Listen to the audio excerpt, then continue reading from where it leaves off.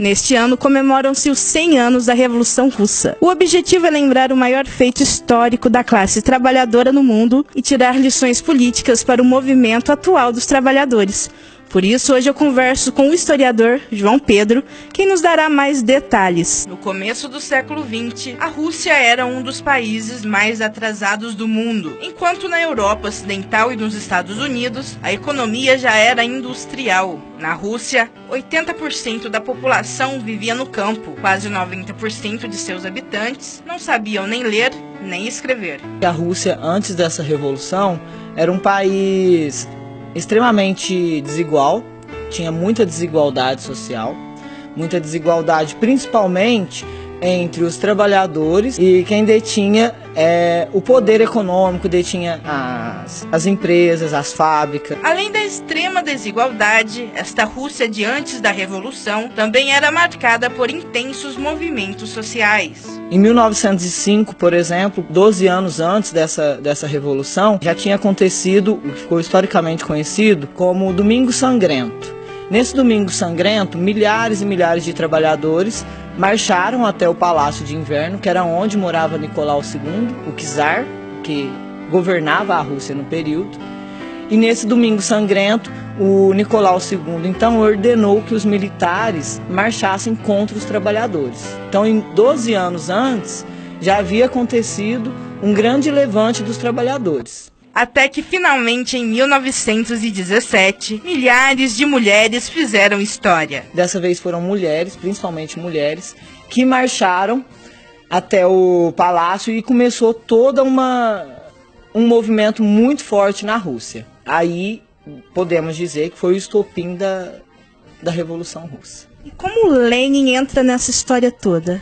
Bom, Lenin, Trotsky, eles faziam parte do comando desses bolcheviques, chamava sovietes, e esses sovietes eram grupos, pequenos grupos de trabalhadores, e Lenin, Trotsky, eles coordenavam esses sovietes.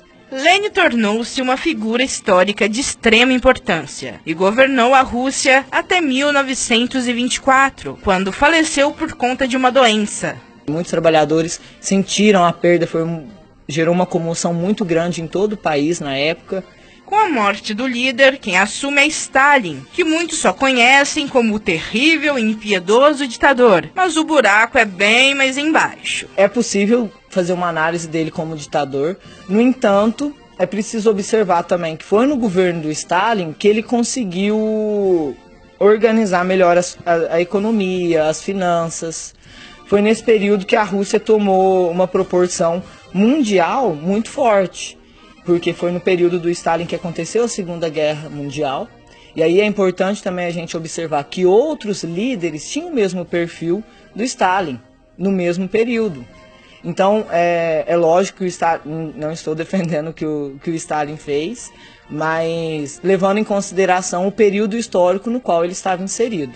E o Stalin, ele é contemporâneo de figuras como Franco, como Hitler. No entanto, é preciso ressaltar que o socialismo não é fascista, não é mesmo? Sim, é importante lembrar desse detalhe, porque nos dias de hoje, ainda mais no mundo virtual, há muita confusão sobre esses termos, principalmente na sala de aula. Eu sou sempre indagado sobre esses termos. Muitos alunos às vezes falam brincando desses termos sem saber o que eles realmente significam historicamente. A grande questão é que precisamos pensar o passado para compreender o presente e idealizar o futuro. Por isso, a importância de conhecermos os detalhes da Revolução de 17. É importante a Revolução Russa.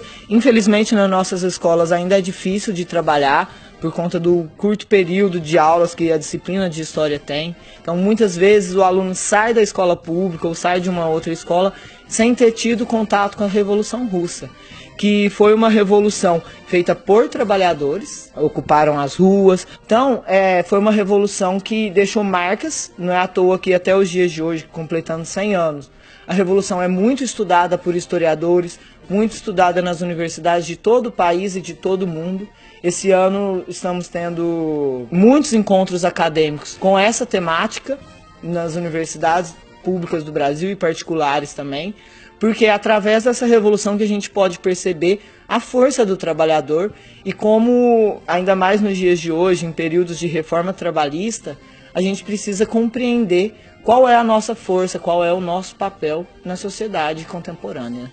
Lutar pela vitória da revolução. Lutar por um mundo sem injustiças, sem miséria e sem guerras.